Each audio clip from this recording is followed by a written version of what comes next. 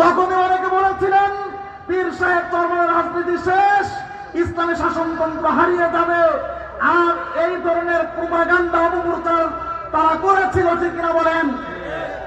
ওই সময় বাংলাদেশে যত বড় বড় ওলামায়ে কেরাম ছিলেন, তারা এই পর্যায়ের বড় ওলামায়ে কেরাম কিন্তু আজকে বাংলাদেশে নেই। অতএব আমরা দেখেছি তারা সবাই জাতীয়তাবাদের আওতায় গিয়ে ইসলামের স্বার্থকে রক্ষা করতে